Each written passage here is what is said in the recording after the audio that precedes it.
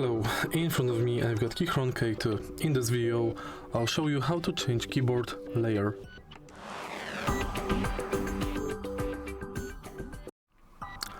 This keyboard has 4 inbuilt layers, layer 0, 1, 2 and 3.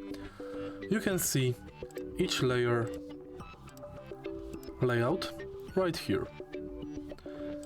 If you want to switch the layer, you have to switch this button. As you can see, we've got Windows, Android layer and Mac OS iOS layer. Simply switch the layer via button and now you can select additional layer for your keyboard. If you find this video helpful, please leave like, comment and subscribe.